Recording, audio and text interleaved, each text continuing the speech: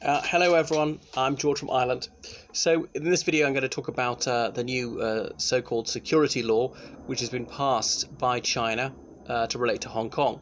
So Hong Kong reverted to China 23 years ago, almost to the day. I remember reading it in the newspaper when it happened, when I was with the CCF in Wales. But anyway, so Hong Kong is a special administrative region of China, and when in the late 80s the United Kingdom agreed that it would give the whole of Hong Kong back to China, part of the deal was one country, two systems.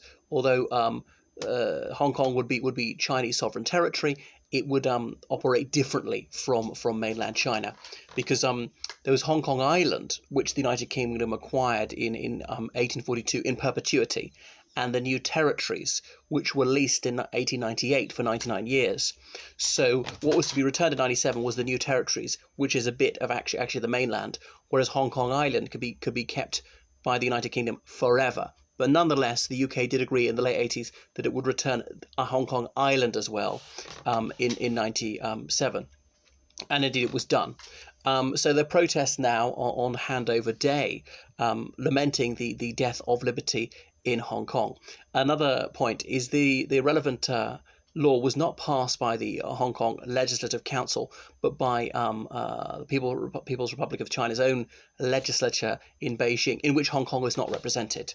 And obviously, they're not elected by the people in Beijing.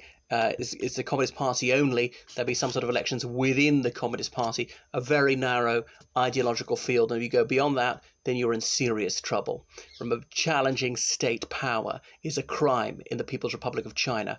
So this is a country in which people have very few rights, in which there's a presumption of guilt, in which the mildest dissent is punished harshly, in which words are criminalized, in which there really are thought crimes, in which there are huge numbers of prisoners of conscience, where the government pursues openly racist policies, detaining 1 million Uyghurs for their ethnicity, locking them up without trial or charge for years, to deracinate them, to try and rob them of their identity, to so-called re-educate them, to brainwash them, and released only when they're numbed, zombified, broken spirits. Anyway, the so-called security law is not about security. It's about the insecurity of the people of Hong Kong. It's about them living in fear. So no freedom of expression, and this so saying certain things, chanting certain slogans, people protesting on the streets today being warned by the police, you can be jailed for that, and a few people have already been arrested for just simply saying things, and not even inflammatory things. No use of force, or indeed for simply displaying images that they don't like. So there's the government claims censorious right, and there's censorship in China, which is very extensive. A lot of things you can't access, trying to block YouTube, blocking Facebook. You can get a virtual private network, only semi-effective. Some things you can't download, other things you can download, but it takes so many hours, it's virtually impossible, useless, people just don't bother.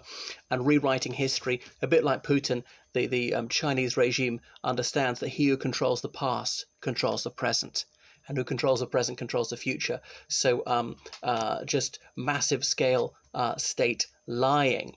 Like, for example, the Tiananmen Square massacre of 1989, when hundreds, or is it thousands, of protesters were shot dead in Beijing. You won't find anything about that. If you look up Tiananmen Square, you'll find pictures of the actual square, nothing about the massacre, the 4th of June incident. The Chinese government likes to tell us they still won't reveal how many people were killed, presumably because the number is so shockingly high. And it was staggering and indeed nauseating to see a lot of dictatorial regimes come out and robustly defend the Chinese government slaughtering so many peaceful demonstrators. Or the Falun Gong movement seems to be like a yogic movement, some sort of philosophical movement, something to do with a religion, but supposedly they're evil and have to be viciously repressed, and you see them protesting all over Western countries. Are they that dangerous? Don't seem dangerous to me. And the government's quite suspicious of Christianity. There's a patriotic church, i.e. which does what the government tells it to, well, as opposed to the Catholic Church, which actually obeys the Pope. And by the way, okay, I am a cradle Catholic, but I don't hold any brief of the Catholic Church.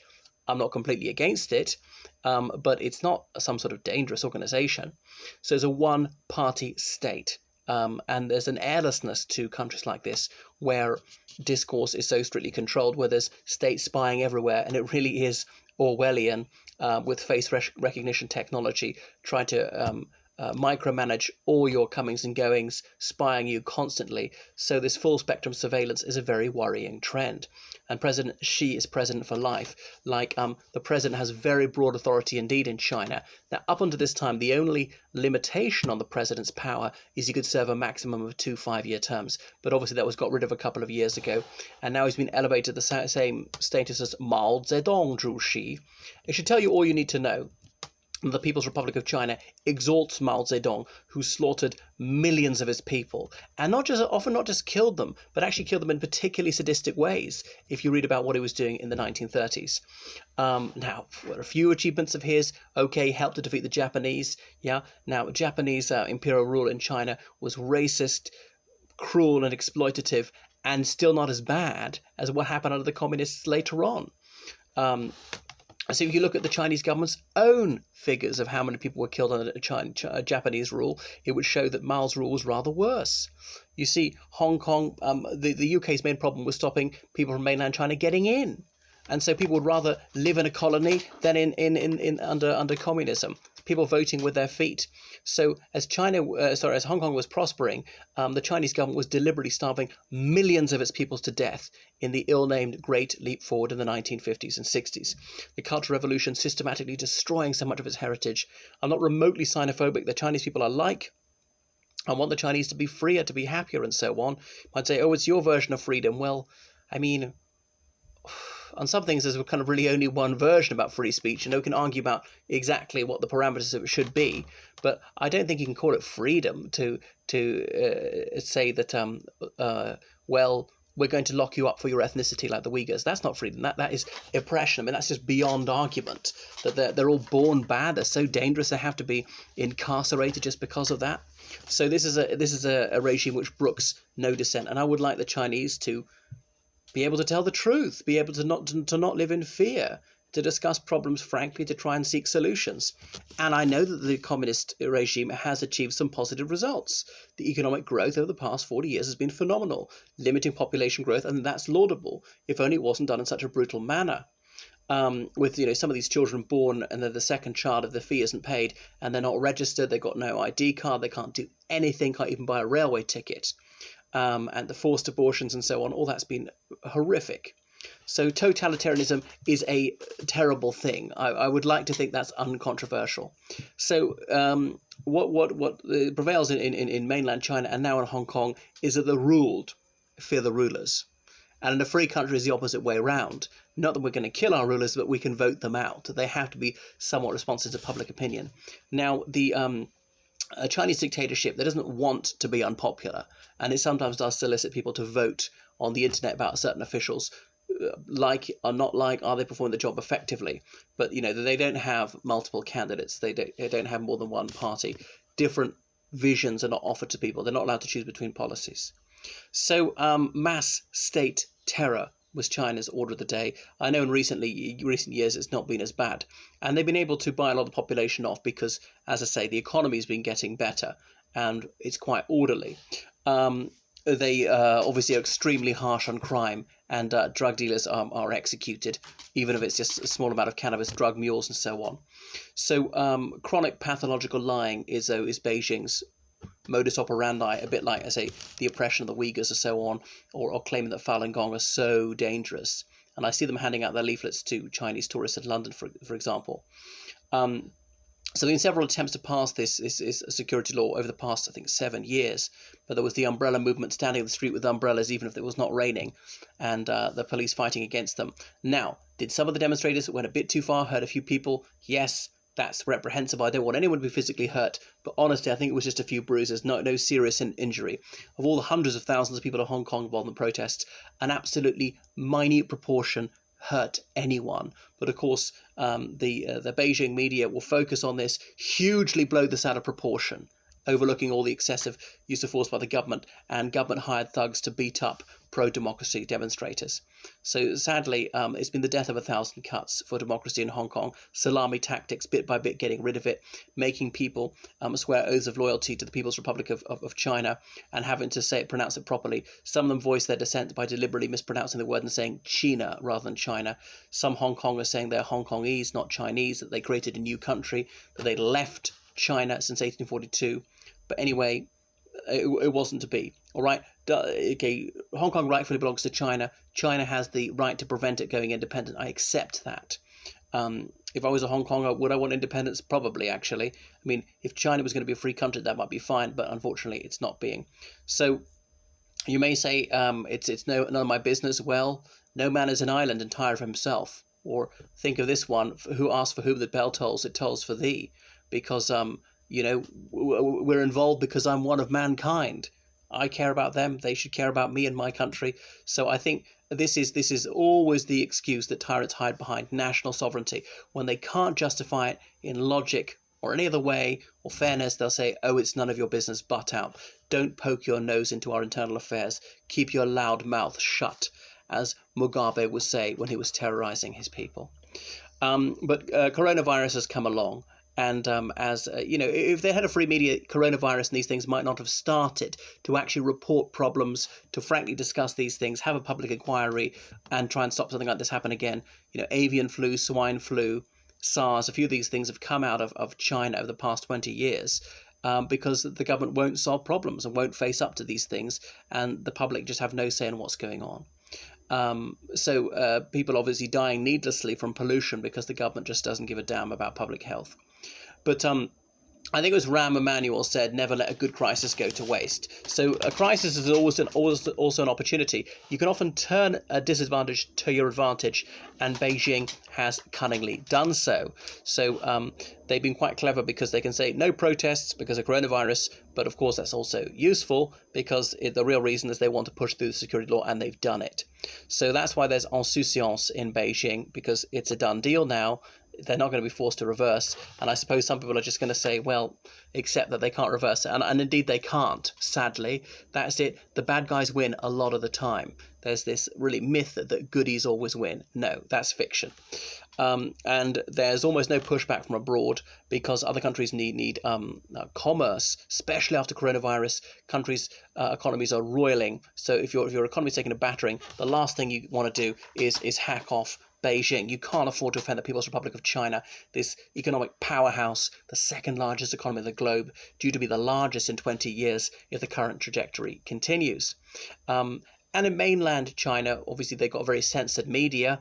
When the Olympic torch was coming through London, for example, and there were attempts to douse it by human rights protesters, that wasn't shown on the Chinese state media. People told that killing all those people in Tiananmen Square was the right thing to do. I had a Chinese friend, lovely chap, but had most appalling views and said, well, they just killed a few thousand people. What's that in the population of 1.4 billion? Well, they didn't need to be killed. You maybe could be able to afford to deal with that situation without killing a single person. Maybe not. Maybe a few had to be killed. But even if a few people needed to be killed, it was grossly excessive, the use of force. Saying that some of the protesters in Tiananmen Square had killed a police officer, which might be true. I don't actually know. But okay, deal with them appropriately, but don't slaughter everybody in sight. But there's sort of nonchalance about this idea of rights being taken away in mainland China because they've never had freedom of expression. So you don't miss what you don't have, I suppose. Maybe they're not as ignorant as they were because they get to go abroad and they're exposed to foreign media abroad and so on. And they do have Liu Shibao and some courageous human rights activists, or they did since he died. He got that Nobel Peace Prize, and well done to the Nobel Committee for awarding to him. And the Norwegian government said they could do nothing about it, and also they're willing to pay a price if China is going to punish them for speaking up against oppression. So they're often saying, oh, these rights are foreign. Well, it doesn't really matter where they come from. It's like the Universal Declaration of Human Rights, of which China is a signatory. Well, don't sign it. Scrub your signature off it if it's so unacceptable that people show the right to choose the government in which they shall live and things like that. And you can only choose if there is a choice, if there are a number of different options. So a poll showed some years ago that Hong Kong wants to become a colony again.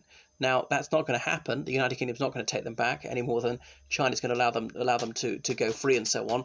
So it's richly ironic that they were far freer as a British colony than they are part of the PRC. Some Hong Kongers talk about independence, and I know it's just not going to happen. Good things just don't happen. I mean, I'm not against them being part of China. I would just like all Chinese people to be treated decently and not to be oppressed by their own governments. So China is unstoppable, is mighty, and no one shall really confront them.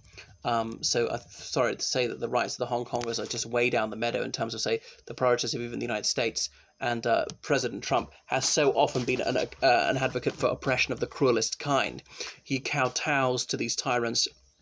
He has some sort of fellow feeling for them. He recognizes a kindred spirit in these egomaniacs. So